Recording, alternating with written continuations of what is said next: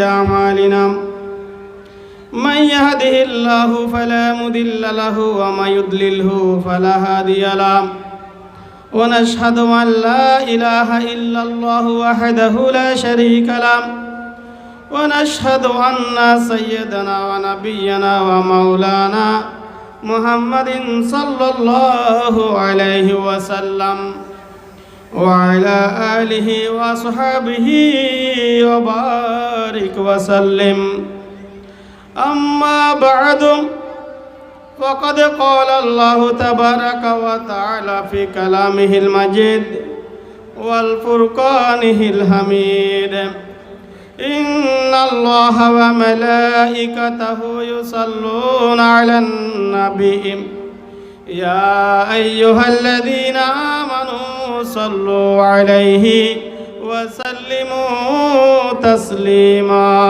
صلى الله على وآله وأصحابه وسلم صلى الله على وآله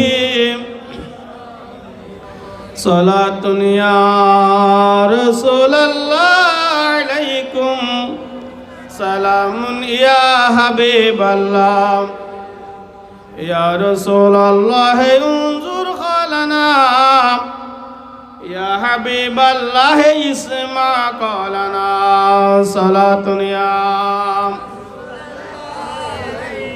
سلام يا حبيب الله فأعوذ بالله من الشيطان الرجيم بسم الله الرحمن الرحيم قال الله تبارك وتعالى هل يستوي الذين يعلمون والذين لا يعلمون صدق الله العظيم وأيضا قال رسول الله صلى الله عليه وسلم خيركم من تعلم القرآن وعلمه وأيضا طلب العلم فريضة على كل مسلم والمسلمة وصدق رسوله النبي الحبيب الكريم ونحن على ذلك لمن الشاهدين والشاكرين والحمد لله رب العالمين ربي صل وسلم وبارك عليه ঐতিহ্যবাহী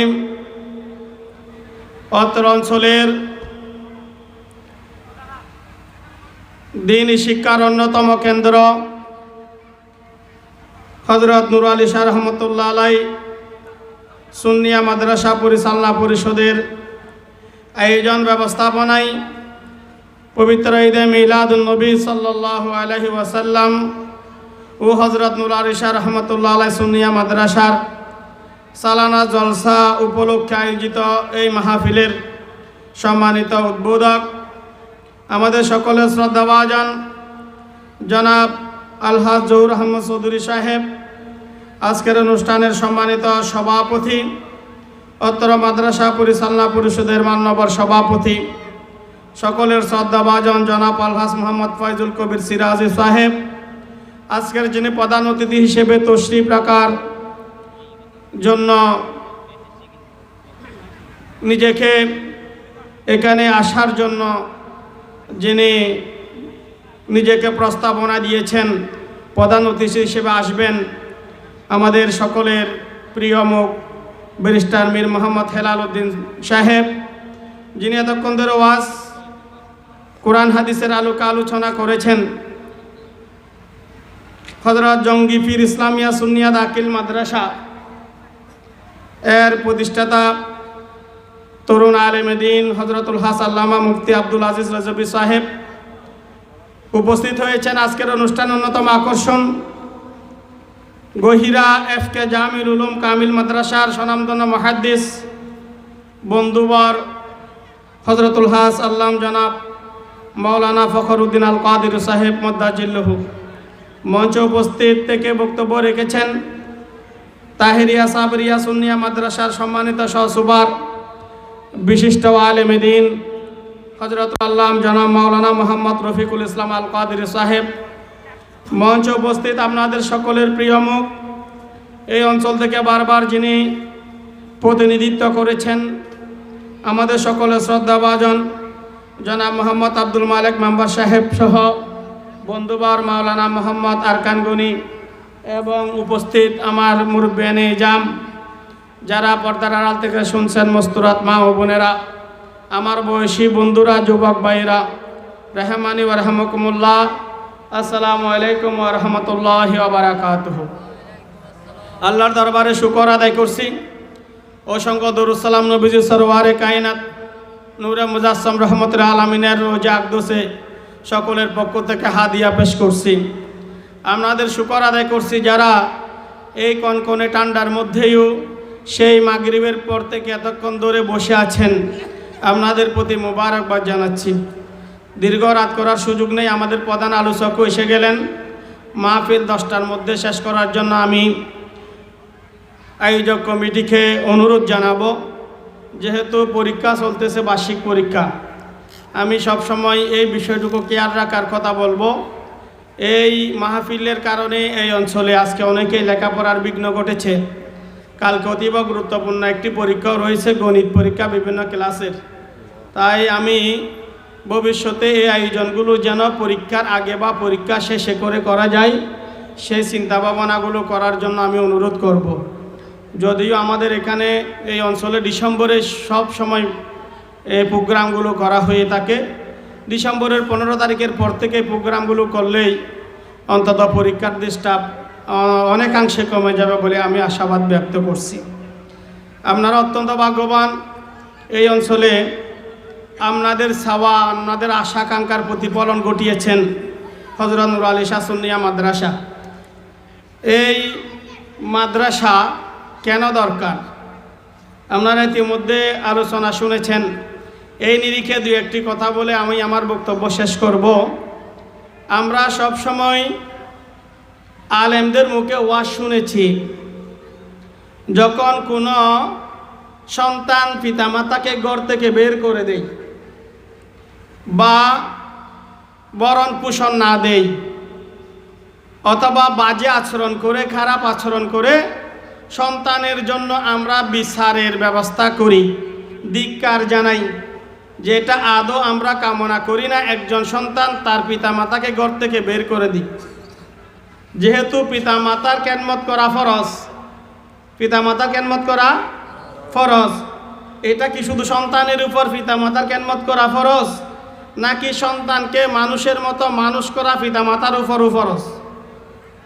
আপনি চাইলে দিতে হবে না, আপনি সন্তান মানুষ করতে পারলেন না, কোরআন হাদিস শিক্ষা দিলেন না, ইসলামের তাহাজ্জুদ তামাদ্দুন শিক্ষা দিলেন না, আপনার সাথে কেমন আচরণ করবে সেটা শিখালেন না, সেটা যেখানে শিখায় সেখানেও আপনি পড়ালেন না, ওই ছেলে ইসলাম সম্পর্কে, মা বাবার খেদমতের বিষয়ে কিছু জানে না, সেই ছেলে কি আপনার সাথে খারাপ আচরণ ছাড়া ভালো আচরণ করবে? ওয়া কাদা রাব্বুকা আল্লা তা'বুদু ইল্লা ইয়াহু ওয়া বিল ওয়ালিদাইনি ইহসানান, এই কোরআনের আয়াতে আল্লাহ পাক পিতামাতার খেদমতকে সন্তানের জন্য ফরজ করেছেন। কিন্তু একজন সন্তান যখন মায়ের রেহেমে আসে, কাইফা তাকফুরুনা বিল্লাহি ওয়া কুনতুম আমওয়াতান ফাহাইয়াকুম সুম্মা ইউমীতুকুম সুম্মা ইউহয়িকুম সুম্মা ইলাইহি তুরজাউন, এটা একজন সন্তান মায়ের রেহেমে থাকা অবস্থায় যেই ঘটনা, সে কথাগুলো এখানে বলা হয়েছে। আল্লাহ পাক বলেছেন, বান্দারা তোমরা কিভাবে আমাকে অস্বীকার করো, অথচ তোমরা তোমার মায়ের পেটের মধ্যে ছিলে মৃত, 120 দিন পর্যন্ত 4 মাস তোমরা সেখানে মৃত ছিলে, সেখানে আমি তোমাদের রুহের ব্যবস্থা করেছি, তোমার মায়ের নারীর সাথে তোমার একটা সম্পর্ক সৃষ্টি করে কাবারের ব্যবস্থা করেছি। সুবহানাল্লাহ। মায়ের পেটে আল্লাহ আমাদের কাবারের ব্যবস্থা করেছেন, নিঃশ্বাস চালু করে দিয়েছেন 120 দিন পরে। ও বান্দা, এরপর তোমাকে দুনিয়াতে তোমার মা বাবা ভূমিষ্ঠ করিয়েছেন, সেখানে তোমাকে নির্দিষ্ট হায়াত দিয়েছি, হায়াত শেষ হওয়ার পরে আবার আমার দিকে তোমাকে প্রত্যাবর্তন করতে হবে। এটা হচ্ছে মৃত্যুর মধ্য দিয়েই আল্লাহর দিকে ফিরে যাওয়া।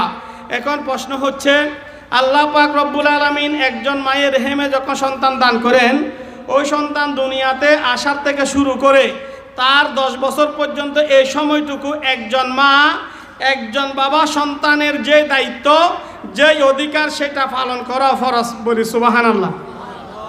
যেমন মারহাবা, আমাদের আজকের অন্যতম অতিথি, এই অঞ্চলের প্রতিটি ঘরে ঘরে যার অবদান রয়েছে পশ্চিম দলই উচ্চ বিদ্যালয়ের প্রতিষ্ঠা লগ্ন থেকে অক্লান্ত পরিশ্রম করে যিনি এই স্কুলটিকে আজকের দিন পর্যন্ত দাঁড় করিয়ে রেখেছেন। অনেকে এসেছে, অনেকে গিয়েছে, কিন্তু যিনি কখনো যাবার চিন্তা করেননি, আমাদের পরম শ্রদ্ধাভাজন গোসিয়া কমিটি বাংলাদেশের অন্যতম এই অঞ্চলের কাণ্ডারি জনাব আবু মোহাম্মদ ইসাক স্যার উপস্থিত হয়েছেন। সবাই বলে মারহাবা। এই যে সন্তান ভূমিষ্ঠ হলো, এরপরে 7 দিন থেকে শুরু করে আপনার মর্জি মোতাবেক 21 দিনের মধ্যে করতে পারাটা উত্তম। ছেলের আকিকা করে সুন্দর একটি নাম রাখা একজন মা বাবার উপর ফরজ। সুবহানাল্লাহ বলি। আপনি সেটা করেছেন? আকিকা দিতে পারলেন না, আপনি সুন্দর একটা নামও তো রাখার জন্য চেষ্টা করলেন না। এখন যেই নামগুলো আমরা রেজিস্ট্রেশন কার্ডে দেখতে পাই, অধিকাংশ নামের কোনো অর্থ আরবিতে করা যায় না। এরপর মা 2 বছর সন্তানকে স্তন্যপান করাবে, এটা মায়ের উপর ছেলের অধিকার। বলি না সুবহানাল্লাহ। আপনি এগুলো পালন করেছেন কিনা? করেছি। এরপর বলা হচ্ছে ছেলে যখন 4 বছর 4 মাস হলো, একজন আলেম ডেকে তাকে আরবি সবক দেওয়া, ইসলামিক তাহাজ্জুদ তামাদ্দুন সৃষ্টি করে দেয়া পিতামাতা উভয়ের উপর এটা ফরজ। সুবহানাল্লাহ। তলাবুল ইলমি ফরিদাতুন আলা কুল্লি মুসলিমিন। তলাবে ইলম কোনটা? শরীয়তের ওই জ্ঞানটুকু অর্জন করার জন্য সন্তানকে একজন মা বাবা অবশ্যই চেষ্টা করতে হবে। ওই সন্তান সকালে ঘুম থেকে উঠবে কিভাবে, সারাদিন কিভাবে কাজ করবে, সন্ধ্যাকালীন নামাজ পড়েই ঘুমাতে যাওয়া পর্যন্ত একজন ছেলে এবং মেয়ে ইসলামিক তাহাজ্জুদ তামাদ্দুন মতে কোরআন সুন্নাহ মোতাবেক যে কিভাবে নিজেকে গড়ে তুলবে সেটা শিক্ষা দেওয়াও একজন মা বাবার উপর সন্তানের অধিকার। বলি সুবহানাল্লাহ। আপনি সেটা শিক্ষা দিয়েছেন কিনা? আমরা 5 কলমা জানি? কয়জন জানি 5 কলমা? কয়জন আমরা এখানে 5 কলমা জানি? আমাদেরকে শিখাই নাই। যে যেটা শিখানো ফরজ সেটা তো আমরা করি নাই। নামাজের উজুতে 4 ফরজ আমরা শিখানোর চেষ্টা করেছি। নামাজে 13 ফরজ ভিতরে বাহিরে, 14 ওয়াজিব, উজু ভঙ্গের কারণ, নামাজ ভঙ্গের কারণ, রোজার মাসালা মাসাইল, নামাজের মাসালা মাসাইল। 2 রাকাত নামাজ পড়তে গেলে 60টি মাসালা আছে শুধু 2 রাকাত নামাজে। সেই বিষয়গুলোকে আমি আমার সন্তানকে শিক্ষা দিতে পেরেছি। তো এই সন্তান যখন এই বিষয়গুলো অধিকারটুকু সে পায়নি, তাকে কোরআন শিক্ষা দিইনি, তলবে ইলম যেটা সেটা শিক্ষা দিতে পারেনি, ওই সন্তান বড় হয়ে তার পিতা মাতাকে এগুলো না বোঝার কারণেই কোরআন হাদিসে মা বাবার খেদমত কি সেই বিষয়গুলো না জানার কারণেই কি গুনাহ হবে, গুনাহে কবিরা হবে, মা বাপ তার জন্য জান্নাত না জাহান্নাম, এই বিষয়গুলো যতক্ষণ সে জানবে না ততক্ষণ সে মা বাপকে বুকে ধরে রাখবে না, দূর দূর করে ঘর থেকে বের করে দেবে। এখন আপনি বিচার ডাকবেন, আমি বলবো আগে আমাদের বিচার করা দরকার। যারা আমাদের মতো সন্তানদেরকে কোরআন হাদিসের এলম শিখায়নি, কোন আলেম পিতামাতাকে ঘর থেকে বের করে দিয়েছে, গত 1500 বছরের ইতিহাসে এমন নজির নেই। কেননা অন্তত দাখিল পর্যন্ত যদি কোনো ছেলে মেয়ে লেখাপড়া করে সে মেশকাত শরীফ পড়বে নিশ্চিত। ওই মেশকাত শরীফের মধ্যে বাবুল বিররুল ওয়ালিদাইন একটা মা বাবার খেদমতের বিষয়ে বাব আছে। ওই বাবের মধ্যে অধ্যায়ের মধ্যেই মা বাপকে কিভাবে খেদমত করবে, মা বাবার অধিকার কি, মা বাপ কি কি আমাদের কাছে পাবে, সব বিষয় হাদিসগুলোতে আছে। মা বাবার সাথে খারাপ আচরণ করলে কি অবস্থা হবে সেই বিষয়গুলো হাদিসগুলোতে আছে। কোরআন শরীফের আয়াতে আয়াতে এগুলো আছে। যখন একজন সন্তান দাখিল আলিম পাশ করবে, সেই কোরআনের নিরিখে হাদিসের নিরিখে এই বিষয়গুলো জানার কারণেই কোনো মাদ্রাসায় পড়ুয়া ব্যাকগ্রাউন্ডের স্টুডেন্ট তার পিতা মাতার সাথে খারাপ আচরণ করতে পারে।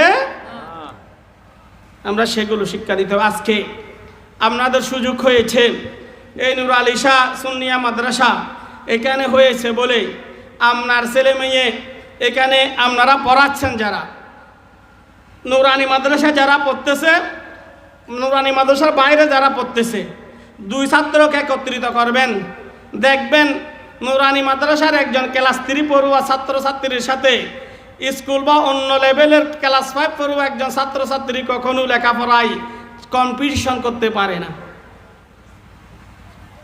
যখন ক্লাস 3 পর্যন্ত একটা স্টুডেন্ট যায়, সে নামাজের মাসালা মাসাইলগুলো শিখে, অন্তত 60-65টা হাদিস শরীফ মুখস্থ করে, নামাজের 14 ওয়াজিব, 13 ফরজ, উজুর 4 ফরজ, উজু ভাঙ্গার কারণ, নামাজ ভাঙ্গার কারণগুলো তারা অকপটে গড় গড় গড় গড় করে আপনাদেরকে বলে দিতে পারে।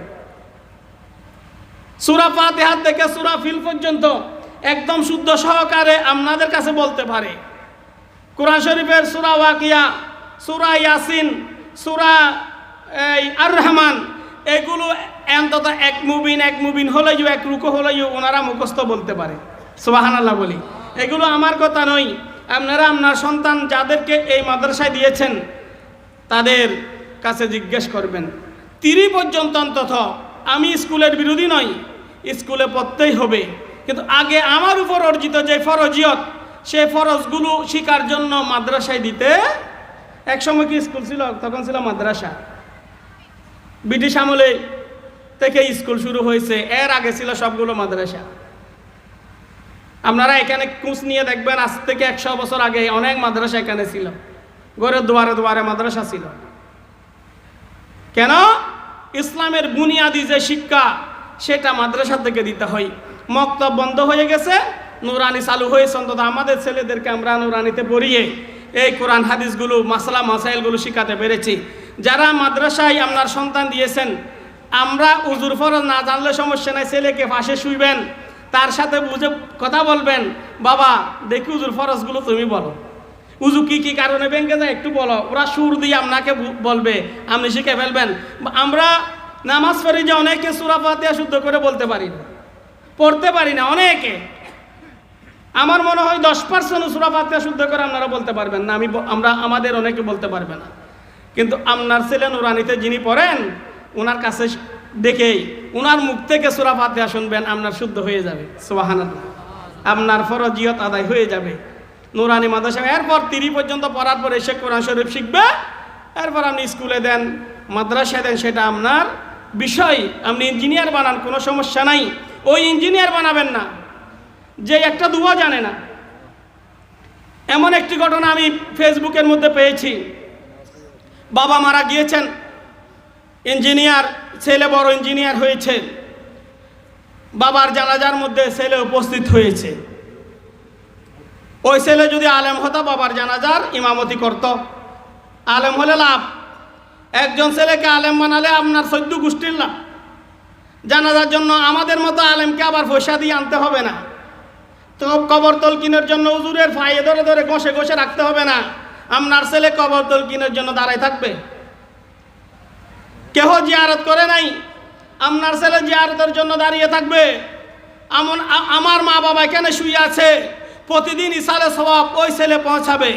একজন আলেমের এই কাজগুলো একটা ধারাবাহিক রুটিন। আর ইঞ্জিনিয়ার হলে আমি যে একদম কিছু পারে না এমন নয়, এমন ইঞ্জিনিয়ার আমরা বানাবো না যিনি কিছুই জানেন না। বাবার জানাজায় উপস্থিত হয়েছে ইঞ্জিনিয়ার, ঢাকা থেকে এসেছেন খুব কষ্ট করে, বাবার জানাজায় উপস্থিত হয়ে উনি অজুর দ্বারায় কান্নাকাটি করতে লাগলেন। সবাই বলতেছে, বাবা সবার মা বাপ একদিন মরে যাবে, কুল্লু নাফসিন যায়িকাতুল মউত, মৃত্যু এটা চিরসত্য। ফাইজা জাজালুহুম লা ইস্তাখিরুনা সাআতান ওয়া লা ইস্তাকদিমুন, এটা অবশ্যই আল্লাহর যখন হায়াত শেষ করে দিয়েছেন সেই সময়ে মৃত্যুটা অবধারিত ঘটে যাবে। ছেলেকে বুঝ ব্যবস্থা দিচ্ছে, ছেলের কান্না থামে না। ইমাম সাহেব জানাজা পড়িয়ে দিলেন, জানাজা পড়ানোর পরেই ওই ছেলের কান্না থামে নাই। ইমাম সাহেব বুকের সাথে জড়িয়ে ধরলেন, বাবা কারো বাবা চিরজীবন বেঁচে থাকে না, তুমি এত কান্নাকাটি করি না, বাবার জন্য দোয়া করো। ওই ছেলে আরো জোরসে কেঁদে উঠে বলল, হুজুর এই জন্য তো কাঁদছি, আমার বাবা আমাকে ইঞ্জিনিয়ারিং বানাতে গিয়েই আজকে শ্রেষ্ঠ একজন ইঞ্জিনিয়ার আমি হয়েছি। এখানে আমার বাবা আমার পিছনে যত টাকা ব্যয় করেছেন, ওনার ব্যাংক ব্যালেন্স শূন্য করেছেন, লক্ষ লক্ষ টাকা উনি আমার পিছনে ব্যয় করেছেন, কিন্তু আজকে আমার বাবার জানাজায় এসে বাবার জন্য দাঁড়িয়ে জানাজা নামাজ আমি দোয়া করব, সেই দোয়াটুকু আমি শিখতে পারি নাই। এই জন্য আমি কান্নাকাটি করছি। আমি যে আল্লাহুম্মা গফিরলি লিহাইয়িনা ওয়া মাইয়িতিনা ওয়া শাহিদিনা ওয়া গায়িবিনা ওয়া সাগিরিনা ওয়া কাবীরিনা ওয়া যাকারিনা ওয়া উনসান, আল্লাহুম্মা মান আহয়াইতাহু মিন্না ফাহি আলাল ইসলাম ওয়া মান তাওয়াফাইতাহু মিন্না ফাতাওয়াফাহু আলাল ঈমান।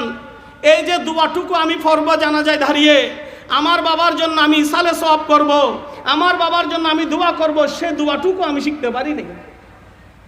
এখন বুঝতেছি আমি, আমার বাবা আমার পিছনে কোটি টাকা খরচ করেছেন, আমার বাবার জীবনে কোনো কাজে আসে নাই।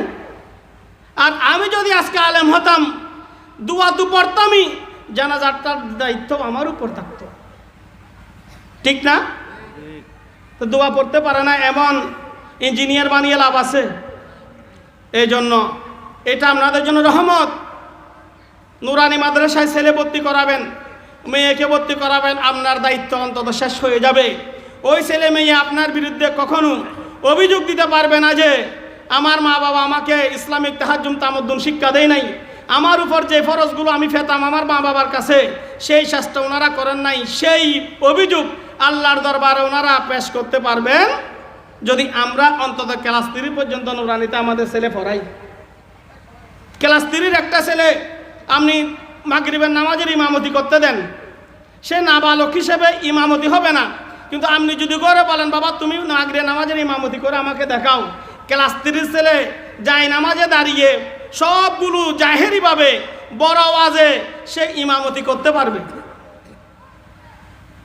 আর অন্য লেভেলের O level A level masters degree শেষ করে আপনি সূরা ফাতিহা পড়তে দেন, আমি সেটা বিরোধিতা করছি না।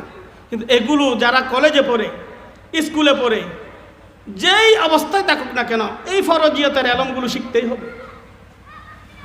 আল্লাহর কাছে আমরা কি জবাব দেব? আর মাদ্রাসার রজবি হুজুর বলেছেন, একটা ঘটনাও বলেছেন, আমরা যখন লেখাপড়া করেছি আমাদেরকে পিটা ছাড়া আমরা মানুষ হই নাই। আমার একজন শ্রদ্ধাভাজন প্রাইমারি লেভেলের টিচার, যিনি থেকে আমাদের শিখিয়েছেন মিনাল কান্তি মহাজন, আমরা মদন স্যার ডাকতাম। উনি ফরা ধরতেন না, যে দিন ধরতেন সেই দিন ফিটের চামড়া তুলে ফেলতেন, এখনও আছে। এবং আমার জীবনে আমি যে কয়জন বুজুর্গ আমার উস্তাদের দোয়া নিয়েছি, এর মধ্যে আমার মিনাল কান্তি মহাজন স্যারের দোয়া আমার জন্য একটা বিশাল অংশ। আমরা উস্তাদদেরকে দেখলে এখনো অনেক দূরে সরে যাই, কদম বুসি করি। লক্ষ লক্ষ মানুষ থাকলে সেখানে আমাকে যিনি একটা অ শিখিয়েছেন, একটা আলিফ বা শিখিয়েছেন, হাজার হাজার মানুষের ভিতরে দেখলেই আমরা ওনাদেরকে কদম বুসি করি। আমাদের উস্তাদরা আমাদেরকে বলেন যে এখন তোমরা মাদ্রাসার প্রিন্সিপাল হয়ে গেছো, 20 বছর তোমাদের শিক্ষকতা জীবন, এরপরও তোমরা, আমাদের এখন লজ্জা লাগে। ওনারা বলেন যে বলছি বাবা আপনারা সেই দিন যদি আমাদের একটা আলিফ বা না শিখাতেন, আজকে আমাদের এই কদম আসমানের উপর উঠলেও আপনাদের ওই ঋণ কখনো শোধ করা যাবে উস্তাদের ঋণ শোধ করা? আমি যখন আমার নিবন্ধন পরীক্ষা 2012 সালের, যেটা ছাড়া শিক্ষকতা করা যায় না, পোস্ট অফিসের মাধ্যমে তখন এনটিআরসিতে আমাদের তথ্যগুলো পাঠাতে হতো। আমি ইনবিলাফ করে সেগুলো পোস্ট অফিসে গেলাম কাটিরহাটে। আপনাদের কষ্ট হচ্ছে, আমাদের সন্তান মানুষ করে একটা ফর্মুলা বলে আমার বক্তব্য শেষ করব। আমাদের হুজুর এসে গেছেন, হুজুর আসুক, হুজুরের কথা হুজুর বলবেন। যেগুলো আমাদের দরকার সেগুলো আমরা বলি। পোস্ট অফিসে যখন গেলাম, ওইখানে 10-12 জন মানুষ আছে, আমি দেখতেছি আমার স্যার মিনাল কান্তি মহাজন স্যার ওইখানে। আমি স্যারকে তাড়াতাড়ি কদম বুসি করলাম। হিন্দু স্যার, হাজার হোক আমার শিক্ষা গুরু। মাদ্রাসায় তখন আমার 7 বছর সুপারগিরি হয়ে গেছে সময়, 7 বছর আমি সুপার দায়িত্ব পালন করে ফেলছি। স্যারকে যখন আমি কদম বুসি করলাম, পা ধরে চুমু খেলাম, স্যার আমাকে বুকের সাথে জড়িয়ে ধরে কান্নাকাটি শুরু করেছেন। এখনো আমার স্যার বেঁচে আছেন। স্যার কান্নাকাটি শুরু করেছেন, সবাই ওখানে আশ্চর্য হয়ে আছে। 10-12 জন পোস্ট অফিসের যারা দায়িত্ববান, তারা পোস্টমাস্টারও ছিলেন। স্যার বলতেছেন আমি মনে করেছি আমাদের শিক্ষকতা জীবন, প্রাইমারি স্কুলদের শিক্ষকদের জীবনে কিছুই আমরা পাইনি, কিন্তু আজকে সেই ভুলটা আমার ভেঙে গেছে। শহীদুল্লাহ, তুমি আমাদের শিক্ষকদের ভুল ভেঙে দিয়েছ। একটি মাদ্রাসা সুপারিনটেন্ডেন্ট হয়ে আমার মতো একজন সেই প্রাইমারি লেভেলের শিক্ষককে তুমি ভুলে যাওনি। যেখানে ছাত্ররা এক শিক্ষক চিনে না, সেখানে তুমি কদমবুসি করতে একটু অনীহা প্রকাশ করনি। আজকে আমার শিক্ষকতা জীবন ধন্য হয়েছে, তোমাকে দোয়া করছি, তুমি জীবনে অবশ্যই সফল হবে। আমি দেখেছি ওই চিঠিটা, ওই তথ্যগুলো উনি নিজে নিয়েই পোস্ট অফিসের মধ্যে পুশ করলেন, অজুর ধরে কান্নাকাটি করলেন, আমার জন্য দোয়া করলেন। আমি এটার ফলাফল পেয়েছি। নিবন্ধন পরীক্ষায় গিয়েছে, আমার কোনো প্রস্তুতি নেই, কোনো বই নেই, কোনো কিচ্ছু নেই। এই অবস্থায় আমি নিবন্ধন পরীক্ষাটা বিসিএসের চেয়ে কঠিন একটা পরীক্ষা, আমার স্যার জানে। সেই পরীক্ষায় অংশগ্রহণ করে আমি হাই লেভেলের মার্কস নিয়েই নিবন্ধন পরীক্ষায় পাশ করেছি। যেই দিন রেজাল্ট দিয়েছেন আমি আশ্চর্য হয়ে গেছি, আমি এত নাম্বার পাওয়ার যোগ্য নই। আমার মাইন্ডের মধ্যে এসে গেল সেই দিন আমার স্যারের কদমবুসি এবং দোয়ার কারণেই আজকে আমার এত মার্ক আমি পেয়েছি। আর আজকে শিক্ষকরা কিছু করলেই গায়ের দিকে দৌড়ে আসে, অভিভাবকরা মারতে আসে, এমন ঘটনা এখানে অহরহ হয়েছে। কোনো শিক্ষক তার ছাত্রছাত্রী মরে যাক সেটা চাই না, চাই না। যে যত বেশি বিনয়ী আল্লাহ তাকে তত বেশি আলম দান করেন। ইমাম আজম আবু হানিফা রহমতুল্লাহের ঘটনাটুকু বলে শেষ করছি। নুমান বিন সাবেত, ছোট মাসুম বাচ্চা, গুরুত্বপূর্ণ একটি ঘটনা। বিশেষ করে আমাদের শিক্ষার্থী যারা আজকে শিক্ষকের গায়ে হাত তুলতেছ, আজকে শিক্ষককে নিয়ে বিভিন্ন ধরনের কথাবার্তা বলছো, পদত্যাগ করতে বাধ্য করেছো, শিক্ষকদের বিরুদ্ধে স্লোগান দিচ্ছ, তোমাদের জন্য এটা দারুণ একটা ফর্মুলা।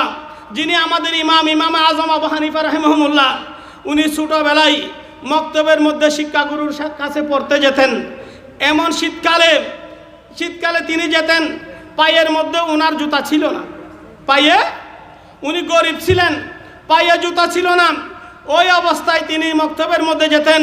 ওনার উস্তাদ দেখলেন নুমান বিন সাবেত কাঁপতে কাঁপতে প্রতিদিন মক্তবে পড়তে আসে এবং তার পায়ে জুতা নেই। তিনি একদিন দয়া পরবশ হয়ে বললেন, ও নুমান বিন সাবেত, আমার কক্ষের মধ্যে এক জোড়া জুতা আছে, কাপড়ের জুতা, সেই জুতাগুলো তুমি নিয়ে যাও। এবং তিনি 10টি পয়সা দিলেন। ওই উস্তাদ বললেন, নুমান বিন সাবেত, এই কাপড়ের জুতাগুলো সেলাই করেই কাল থেকে এই জুতা পাইয়ে দিয়ে তুমি মক্তবের মধ্যে আসবে। অনেক শিক্ষকরা দয়া পরবশ হয়ে ছাত্রদেরকে সহযোগিতা করে, তুমি আসবে, মেহমান এখানে আসবে। আমার কথা শেষ করছি আমি। নুমান বিন সাবেত জুতাগুলো নিলেন, 10 পয়সাও নিলেন। এরপর দিন আবার কাঁপতে কাঁপতে নুমান বিন সাবেত মক্তবের মধ্যে উপস্থিত হলেন। শিক্ষক গুসা হয়ে গেছেন, উস্তাদ গুসা হয়ে গেছেন, রাগান্বিত হলেন। বলেন, ও নুমান বিন সাবিত, তুমি শীতে কাঁপছো বলেই, পায়ে জুতা নাই বলেই আমি তোমাকে দয়া করে এক জোড়া কাপড়ের জুতা দিয়েছি। তুমি তো আমার কথা শুনো নাই, বেয়াদবি করেছো। তুমি জুতা ছাড়া আবার আজকে মক্তবের মধ্যে চলে এসেছো, আমি তোমার উপর রাগান্বিত হয়েছি। নুমান বিন সাবিত কেঁদে দিলেন, বললেন, হুজুর, ওই জুতা আমি কিভাবে পরি, ওই জুতা আমি কিভাবে পরবো, যে জুতা আমার উস্তাদ পাইয়ে দিয়েছেন, আমার উস্তাদের জুতা আমার পাইয়ে কিভাবে মানাই। নুমান বিন সাবেত এই কথা বললেন, বলেন, হুজুর, আমি বেয়াদবি করি নাই, আপনার কথারও অগ্রাহ্য করি নাই, এইটা হচ্ছে আপনার জুতা। উনি মাথার টুপি খুললেন এবং উস্তাদের হাতে দিলেন, বললেন, প্রিয় উস্তাদ, আপনি যে কাপড়ের জুতা দিয়েছেন সেই জুতা আমার পায়ে আমি কখনো দিতে পারবো না বলেই ওই জুতার কাপড়গুলো খুলেই আমি 10 পয়সা দিয়ে এই টুপিটা বানিয়েছি। আমার উস্তাদের দেওয়া জুতার আমার মাথার মধ্যে বেশি মানাই। বলি সুবহানাল্লাহ। আমার উস্তাদের জুতা আমার পায়ে মানাবে না, আমার উস্তাদের জুতা আমার মাথায় মানাবে, এই জন্য আমি টুপি সেলাই করে নিয়েছি। হাই হাই, উস্তাদ কেঁদে দিলেন, অজুর দ্বারায় সুখের পানি ফেললেন, নুমান বিন সাবেতকে বুকের সাথে জড়িয়ে ধরলেন এবং বললেন, ও নুমান বিন সাবেত, তোমার জন্য দোয়া করতেছি, তুমি যেন জগৎ বিখ্যাত একজন আলেমে রব্বানি হও, জগৎ বিখ্যাত একজন বুজুর্গ হও, জগৎ বিখ্যাত একজন তুমি যেন মুস্তাহিদ হও। আল্লাহ পাক ওই উস্তাদের দোয়া কবুল করে নিয়েছেন, তিনি পরবর্তীতে আমাদের ইমাম হয়ে গেছেন, ইমাম আজম নোমান বিন সাবিত রহমতুল্লাহ আলাই, বলি সুবহানাল্লাহ। আর আমরা এখন কি করতেছি ছাত্ররা? এই জন্য অনুরোধ থাকবে, কোনো ছাত্র শিক্ষকের বেলায় কথা বলার ক্ষেত্রেও সতর্কতার সাথে বলতে হবে। আমার কথার কারণে আমার উস্তাদের কোনো অন্তরে আঘাত আসতেছে কিনা। জারাহাত সিনানে আল ইয়ালতামু আল ইলতিয়ামু মা জারাহাল লিসানে, জারাহাতুল লিসানে লাহা ইলতিয়ামু আল ইলতিয়ামু মা জারাহাল লিসানে। আমরা মানুষকে যেমন ইচ্ছা তেমন কথা বলি। একটা জিনিস খেয়াল রাখবেন, যদি আপনি ছুরি দিয়ে আঘাত করা হয় বডিতে, সেটা যখন আপনি ডাক্তারের দোকানে যাবেন, সেই ডাক্তার ব্যান্ডেজ করে দিলে ভালো হয়ে যাবে। এমন কিছু আমরা মুখে আঘাত করি, বলা হচ্ছে ওই মুখের কথার আঘাতগুলো অন্তরে যখন লেগে যায়, তখন ওইখানে আপনি বড় বড় ডাক্তার কেটে খাওয়াই দিলেও আপনার ওই অসুখ কখনো ভালো হবে, অন্তরের দুঃখ কখনো শেষ। এই জন্য ছাত্ররা বা অভিভাবকরা শিক্ষকদের ব্যাপারে কথা বলার ক্ষেত্রেই অবশ্যই এমন শব্দ ব্যবহার করা যাবে না যেখানে শিক্ষকরা অন্তরে আঘাত লেগে যায়। আমি আপনাদেরকে ধন্যবাদ, মুবারকবাদ জানাই যারা এই মাদ্রাসা প্রতিষ্ঠা করেছেন। আজকে আমার একটা গাউসিয়া মুনির আহমদী আলী মাদ্রাসা, এটা অন্ধকারে আলো জ্বালিয়েছি আমরা। রুকিয়া শাকুর সুন্নিয়া ট্রাস্ট, 1200-র অধিক স্টুডেন্ট এখানে। আমাদের কারণে স্যারের অনেক ছাত্র কমে গেছে, কিন্তু আমরা ইসলামিক তাহাজ্জুদ তামাদ্দুন শিক্ষা দিতে চেষ্টা করেছি। অত ছেলে ওইখান থেকে লেখাপড়া করতে পারতো না, আজকে সেখানে লেখাপড়া হচ্ছে এবং হাটাজারির মধ্যে আমাদের প্রতিষ্ঠান 1 নম্বরে আছে। আমরা চেষ্টা করি যদি সুযোগ থাকে আলেম বানানোর। এখানে তাহেরিয়া সাবেরিয়া সুন্নিয়া মাদ্রাসাও আছে, সেটাও আমাদের সুন্নিয়তের দ্বীনি মার্কাজ। গাউসিয়া মুনির আহমদী আলিম 3 জন মহান আল্লাহর ওলির নামে, হুজুর শাহিন সাহেব বাগদাদের নামে, হাফেজ মুনির উদ্দিন হালি শহরি রহমতুল্লাহ আলাইয়ের নামে, হুজুর গৌসুল আজম মাইজভান্ডারের নামে, এই 3 জন মহান ওলির নামে মাদ্রাসা। আশা করি আপনাদের কোনো ছেলেকে আলেম, বা এখানে অনেকে পড়ে এখন যাই, আপনাদের কোনো ছেলে কোনো মেয়ে আলেম আলেমা বানানোর চিন্তা যদি থাকে, এখানেই ভর্তি করতে পারেন। তাহিরিয়া সাবেরিয়া ভর্তি করতে পারেন, কাঠিরহাট মাদ্রাসায় ভর্তি করতে পারেন। এগুলো সুন্নিয়তের মার্কাজ। কোনো কওমি বাতিলপন্থীর মাদ্রাসায় আপন সন্তানকে কখনো দেবেন না। এরা আমরা জিয়ারত শিখাই, ওরা জিয়ারতের বিরোধিতা করে, ঠিক না?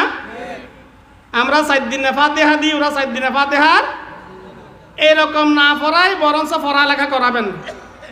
এরপর ওয়াহাবি মাদ্রাসায় ছেলে নিয়ে দেওয়া যাবে, এখানে তো কোনো চরিত্রও নেই। এই ওয়াহাবি বাতিলদের কোনো চরিত্রও তো নেই।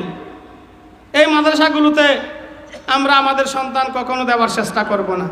যেখানে নারায়ে রিসালাত শিখাবে, নারায়ে গাউসিয়া শিখাবে, সে যেখানে 7 দিনে ফাতিহার পক্ষে দলিল দিবে, ঈদে মিলাদুন নবীর পক্ষে দলিল দিবে, যেখানে ইয়া নবী সালাম আলাইকা বলবে, যারা আমার নবী নূর এই আকীদা শিখাবে, যারা সালিসা ফাতিহার পক্ষে কথা বলবে, ইসালে সওয়াবের পক্ষে কথা বলবে, মা বাবার জিয়ারতের কথা বলবে, সেই প্রতিষ্ঠানে আমাদের সন্তানকে দেবেন। মৃত্যুর মধ্য দিয়ে আপনার আমল শেষ হয়ে যাবে। মৃত্যুর সাথে সাথে কি হয়ে যায়? আপনি আর চাইলেও ভালো কাজ করতে পারবেন না। কিন্তু আমার নবী বলতেছেন, উম্মত কিন্তু 3টা আমল তোমরা মরে গেলে বন্ধ হয়ে যাবে সব কিছু। 3টা আমল বন্ধ হবে না। একটি হচ্ছে ওয়ালিদাস সালেহা, সাদকাতান জারিয়া আছে একটা, ইলমুন নাফিউন আছে একটা আছে ওয়ালিদাস সালেহা। আপনার ছেলে যদি নেক সন্তান আপনি রেখে যেতে পারেন, ওই ছেলে আপনার কবরে দাঁড়ালেই ছেলে পড়বে, আপনার আমল জারি হয়ে যাবে, বলি সুবহানাল্লাহ। আপনি কিছু না পড়েই ছেলের কাছ থেকে আপনি ইসালে সওয়াব পাচ্ছেন, আমলগুলো আমল নামায় লিপিবদ্ধ হয়ে যাচ্ছে। এটার চেয়ে চমৎকার আমাদের জন্য আর কোনো ব্যবস্থা আছে? যদি সেটা আমাদের জন্য চমৎকার ব্যবস্থা হয়ে থাকে, তাহলে সেই কাজগুলো আমরা করব। আমাদের ছেলেদেরকে ইসলামিক তাহাজ্জুদ তামাদ্দুন শিক্ষা দেব। এরপর আসি মা বাবার হকের কথা বল। ছেলের হক অবশ্যই মা বাবার উপর, মা বাবাকে দেখভাল করা সন্তানের উপর ফরজ। গলা ধাক্কা দিয়ে বের করে দেওয়ার কোনো সুযোগ নেই। হাদিসে পাকে এসেছে, বলা হচ্ছে যদি তোমার পিতা তোমাকে কাঁধে খড়েই, তুমি মুসলিম ইমানদার, তোমার পিতা বেঈমান মুশরিক যদি মন্দিরে নিয়ে যাইতে বলে, তোমার পিতাকে তুমি সেখানে রেখে আসতে হবে। এটা ইসলামিক শিক্ষা। আমরা এখন সে মা বাবার খেদমতের কথা ভুলে গিয়েই বৃদ্ধাশ্রম সৃষ্টি হয়েছে। পয়সাওয়ালা ইঞ্জিনিয়ার ডাক্তারদের মা বাবা বৃদ্ধাশ্রমে, তাকে বলি নাউজুবিল্লাহ। বৃদ্ধাশ্রমে পয়সাওয়ালার মা বাপ থাকে, গরিবের মা বাপ বৃদ্ধাশ্রমে খুঁজে পাওয়া যাবে। ওনারা বুকের সাথে মা বাপকে জড়িয়ে রাখতে চায়। একজন সাক্ষাৎকার দিচ্ছে, দেখলাম, হাই হাই আল জান্নাতু তাহতা আকদামিল উম্মাহাত, হাদিসে এসেছে মা বাবার পায়ের নিচে ছেলের জান্নাত। আর ওই বাপ বৃদ্ধাশ্রম থেকে স্ট্যাটাস দিচ্ছে, সাংবাদিকদের সাথে কথা বলছে, আজকে ঈদের দিন বড়ই দুঃখ ভারাক্রান্ত মন নিয়ে আপনার সাথে কথা বলছি। আমার চারজন সন্তান, চারজনই মানুষের মতো আমি মানুষ করেছি, ইঞ্জিনিয়ার ডাক্তার বানিয়েছি, কানাডায় থাকে, আমেরিকায় থাকে। আমার শিক্ষকতা জীবনের সমস্ত টাকা আমি তাদের পিছনে ব্যয় করেছি, কিন্তু আজকে ঈদের দিন তারা আমার সাথে একবার হেলো দেওয়ার সময় তারা পাই নাই। উনি বলতেছেন, আমার জীবনের মতো আমি মনে করেছিলাম ছেলেগুলোকে মানুষ করতে পেরেছি ডাক্তার ইঞ্জিনিয়ার বানিয়ে, কিন্তু আমি মনে করেছি আমার জীবনের মতো ব্যর্থ জীবন আর কারো জীবন যেন না হয়। মা বাপ বৃদ্ধাশ্রমে কেন থাকবে? মা বাপকে সেবা না করে আপনার ইবাদত আল্লাহর দরবারে কোনোদিন কবুল হবে?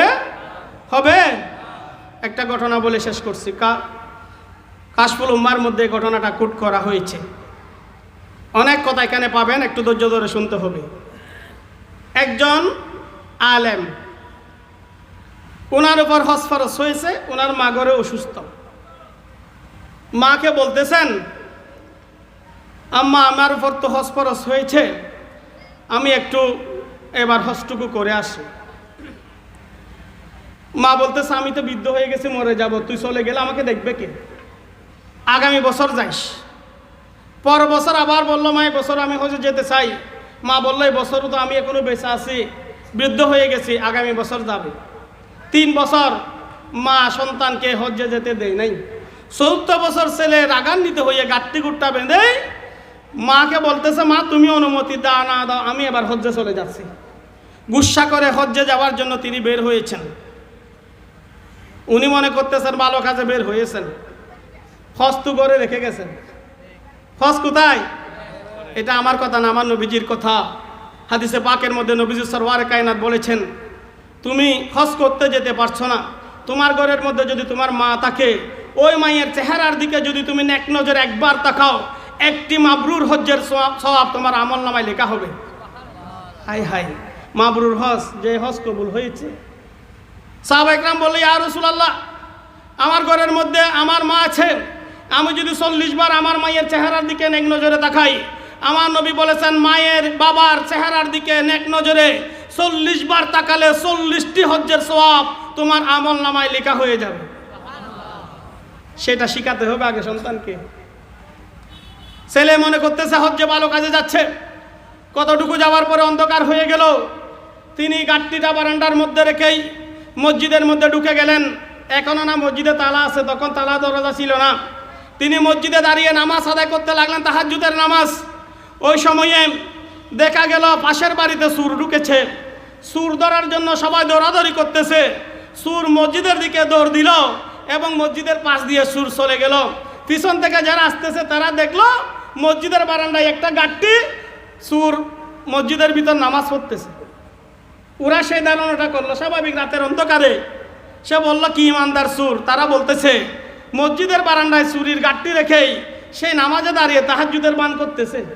মসজিদ ঘেরা করে ওই মানুষটিকে তারা ধরে নিল। চোর ধরেছে, এটার চেয়ে বড় কাজ আর নেই।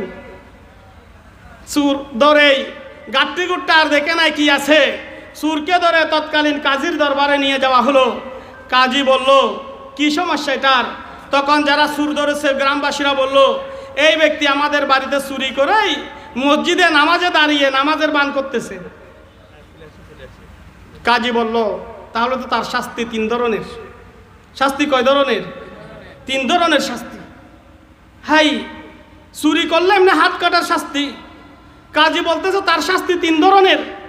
একটা হচ্ছে সে চুরি করেছে, এর জন্য তার হাত কেটে দাও। সে চুরি করে মসজিদে ঢুকেছে, এই জন্য তার পা কেটে দাও। চুরি করে মসজিদে ঢুকলে ডবল শাস্তি। এরপর আরো কঠিন শাস্তিটা দিলেন। কাজী বললেন, সে জুব্বা পরেছে, জুব্বা এটা হচ্ছে সম্মানী ড্রেস, সে এই ড্রেসের অপমানিত করেছে, এই জুব্বা অপমানের কারণে তার চক্ষু তুলে ফেল। ওই সুর নিস্তব্ধ আছে, কথা বলার সুযোগ নাই, যেহেতু সে প্রমাণ করতে পারছে না সে সুর নয়। কাজীর রায় ঘোষণা হয়ে গেল, পা কেটে ফেললো, হাত কেটে ফেললো, চক্ষু তুলে ফেললো। এরপর কাজী সাহেব বলেন, একে এলাকার বাজারে বাজারে ঘুরাও এবং বলো মাইক দিয়ে অ্যালাউন্স করে দাও, কেহ চুরি করে মসজিদে ঢুকলে তার এই ধরনের শাস্তি হবে। তখন এবার ওই সুর জবান খুললেন, বললেন, কাজী সাহেব আপনি যা শাস্তি দিয়েছেন মাথা পেতে নিয়েছি, চুরি করার শাস্তি আমি পেয়েছি। ও কাজী সাহেব, অ্যালায়েন্স করার ক্ষেত্রে আপনি ওই কথাটুকু বলুন, চুরি করার কারণে আমার এই হাত কাটা যায়নি, চুরি করে মসজিদে যাওয়ার কারণে আমার পা কাটা যায়নি, জুব্বা পরে চুরি করার কারণে আমার চোখ উপড়ে ফেলানো হয়নি। আপনি বলে দিন, মায়ের অনুমতি ছাড়া কেয়ামতকে বাদ দিয়ে কেহ যদি আল্লাহর ঘর তাওয়াফ করতেই যায় তার এই শাস্তি হবে। কাজী সাহেব আশ্চর্য হয়ে গেলেন, করলাম কি? বললেন, না, আপনার শাস্তি ঠিক আছে, আমি আমার মায়ের কথার অবাধ্য হয়েছি। আমার মা আমাকে হজ্জে যেতে নিষেধ করেছেন, বৃদ্ধ মা, যার কারণে আমি আমার মায়ের অবাধ্য হয়েই হজ্জের জন্য রওনা হয়ে গেছি। আমার মা বদদুয়া করেছেন, আমার মায়ের বদদুয়ার কারণেই আমার আজকে এই পরিণতি হয়েছে। কাজী সাহেব আশ্চর্য হয়ে গেলেন, তার কাছে ক্ষমা চাইলে বলেন, ক্ষমা চাওয়ার কিছু নেই, আমাকে দয়া করে আমার মায়ের কাছে পাঠিয়ে দিন, বাকি সময়টুকু মায়ের পাশে থাকে। যারা মাকে তুচ্ছ তাচ্ছিল্য করে কথা বলার সময় বাবাকে তুচ্ছ তাচ্ছিল্য করে, এই বাবা ভাইয়ের গাম মাথায় ফেলে সারাদিন কাজ করে সন্তানের পিছনে ব্যয় করে এসে বাবাকে বাবা বলে পাত্তা দিই না, আমার দামি মোবাইল লাগবে, আমার দামি মোটর সাইকেল লাগবে। আরে নিবা, এক সময় তুমি ইনকাম করে নাও, আমার বাবার সামর্থ্য আমাকে বুঝতে হবে। আপনাদের সামনে দাঁড়িয়ে আজকে কথা বলছি, শহীদুল্লাহ ফারুকী এই অঞ্চলে চিনে না, আলহামদুলিল্লাহ এমন মানুষ খুব কম আছে, সেটা আমার ক্রেডিট নয়। আমার মা বাবার তাহাজ্জুদের দোয়া আমার জন্য কবুল হয়েছে। ওনারা তাহাজ্জুদ পরে দোয়া করেছেন বলেই বসলে হাট, দাঁড়াইলে বাজার হয়ে যায়, এমন দোয়া আমার বাবা তাহাজ্জুদ পরে করেছেন। কখনো সেই স্কুল প্রাইমারি লেভেল পর্যন্ত অতি দরিদ্রতার কারণে নুন আনতে পান্তা পোড়ায়, অনেকে আমার পরিবার সম্পর্কে জানেন, আপনারা মুরব্বীরা জানেন, এত দরিদ্র থেকে আমরা উঠে এসেছি। বাবাকে বলি নাই যে আমাকে এটা দিতে হবে, একটা স্কুল ব্যাগ দিতে হবে, ভালো খাবার দিতে হবে, বলি নাই, কারণ আমার বাবার সেই সামর্থ্য ছিল না, সেটা আমরা জানতাম। কিন্তু ওনারা দোয়া করেছেন, আল্লাহর কাছে দোয়া করেছেন, আমাদের কিছু নেই, এই সন্তান যেন এক নেককার সন্তান হই, আমার জন্য দোয়া করে, সে দোয়া কবুল হয়েছে। আজকে সেই মা বাপকে আমরা তুচ্ছ তাচ্ছিল্য বলে কথা বলতেছি, বাবার কোনো কথাই শুনছি না। হাজারো অপরাধ করুক, বাবাকে পিছনে দেওয়া যাবে? হাজার অপরাধ করলেও, বাংলা ভাষা আমাদের এখানে একটি কথা আছে, মা বেশ্যা হলে ছেলে মাকে বেশ্যা বলতে পারবে না। মাই তো মাই। মুসা আলাইহিস সালাম আল্লাহর কাছে ফরিয়াদ করলেন, ও আল্লাহ, আমার একজন জান্নাতি বন্ধু দেখান। মুসা আলাইহিস সালামকে আল্লাহ বললেন, যাও অমুক বাজারের খসাইয়ের দোকানে চলে যাও। সুবহানাল্লাহ। মুসা আলাইহিস সালাম বললেন, কি ব্যাপার, খসাই আমার সাথে জান্নাতে থাকবে, এটা কেমন করে হয়? মুসা আলাইহিস সালাম খসার দোকানে গেলেন, দেখলেন সব কিছু হুজুর এসে গেছে, কথা দ্রুত শেষ করছি। ওনার অবস্থাটা দেখলেন, যখন মাংস বিক্রি শেষ হয়েছে, মাংসের সব সাইডে সুস্বাদু টুকরোটি উনি নিলেন। মুসা বললেন, আমি আপনার সাথে একটু আপনার মেহমান হব, ঘরে যাব। ঘরের মধ্যে তিনি গেলেন। ঘরের মধ্যে যাওয়ার পরেই ওই খসাই বলতেছেন, আপনি একটু এখানে বসুন। উনি মুসা আলাইহিস সালামকে চিনেন নাই, বলে আপনি এখানে একটু অপেক্ষা করুন। কেন? আমি ভিতরে আমার মা আছে, আমার মা এই খাবারগুলো আমি রান্না করে আমার মাকে খাওয়ানোর পরে আপনার সাথে আমি কথা বলবো। সুবহানাল্লাহ।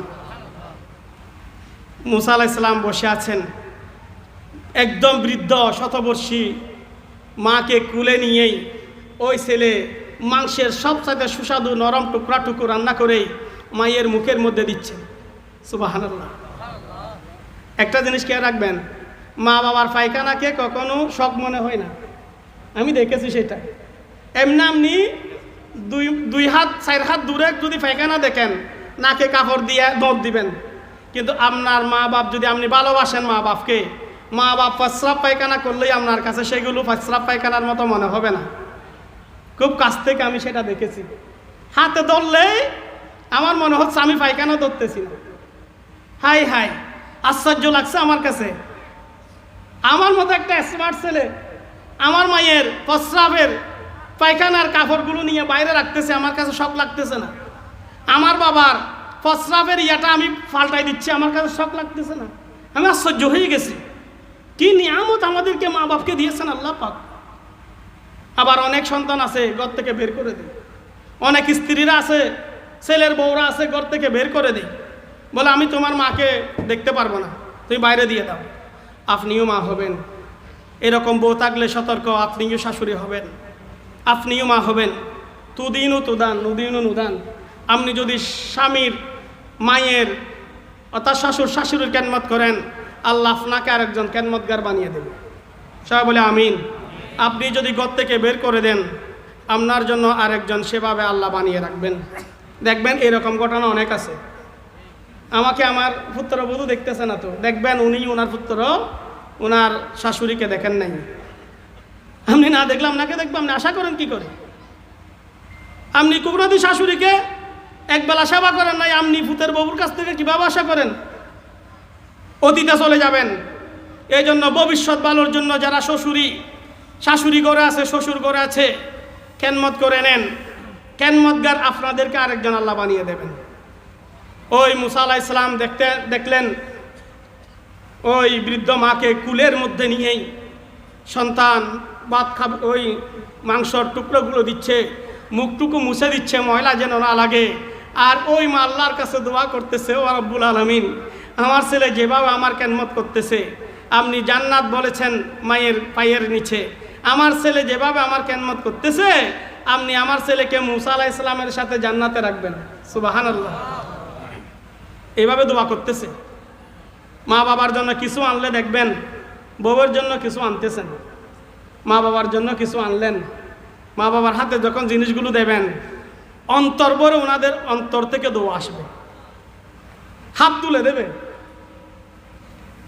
যাদের মা বাবা আছে কালকে পরীক্ষা করবেন, স্পেশাল কিছু নিয়ে বাবার হাতে দেবেন, বাবা এটা আপনার জন্য এনেছে, আজকে আমার ভালো লেগেছে।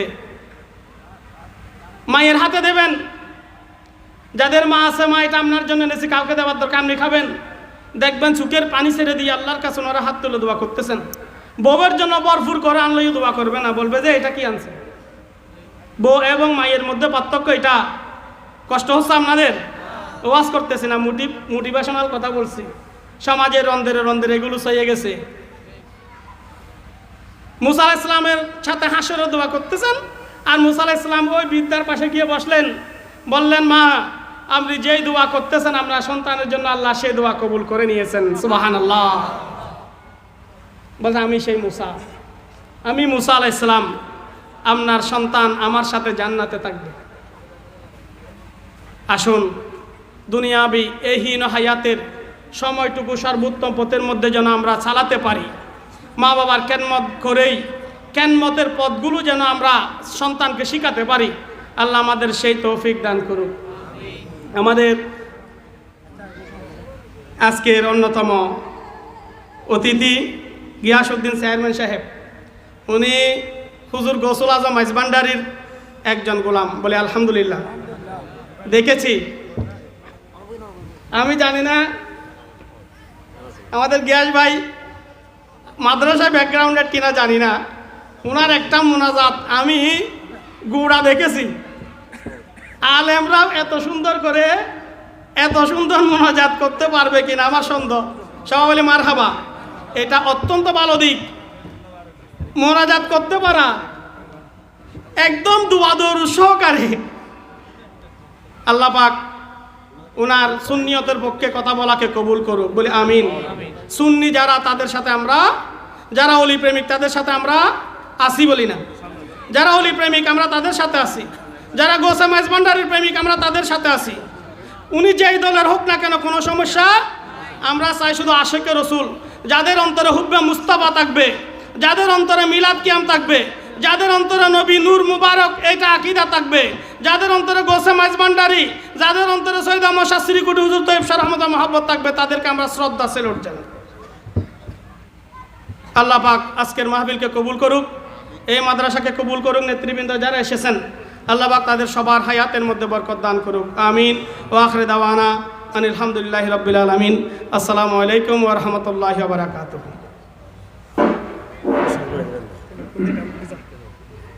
আসসালামু আলাইকুম ওয়া রাহমাতুল্লাহি ওয়া বারাকাতুহু।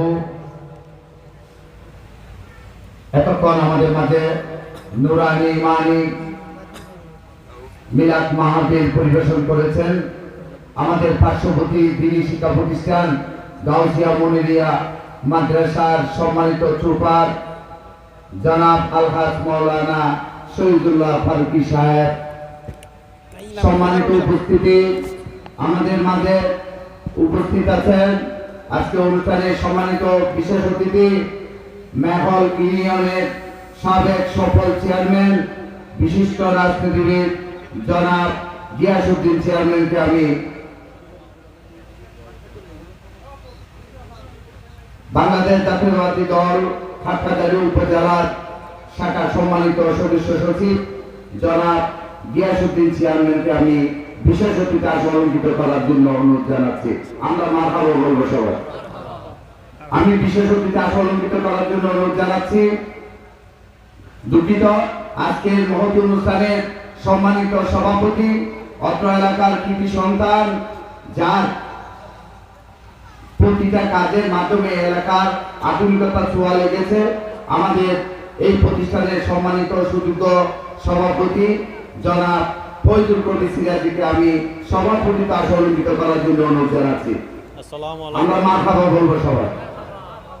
আমি বিশেষ অতিথি অলঙ্কিত করার জন্য অনুরোধ জানাচ্ছি বিশিষ্ট মিডিয়া ব্যক্তিত্ব, কর্পোরেট ব্যক্তি এবং ফরহাদাবাদ ইউনিয়ন বিএনপির সম্মানিত সদস্য সচিব, উত্তর জেলা জাসাসের সম্মানিত সভাপতি জনাব সাইফুল ইসলাম টুটুল ভাইকে আমি বিশেষ অতিথি অলঙ্কিত করার জন্য অনুরোধ জানাচ্ছি বিশিষ্ট রাজনীতিবিদ, উত্তর জেলার অন্যতম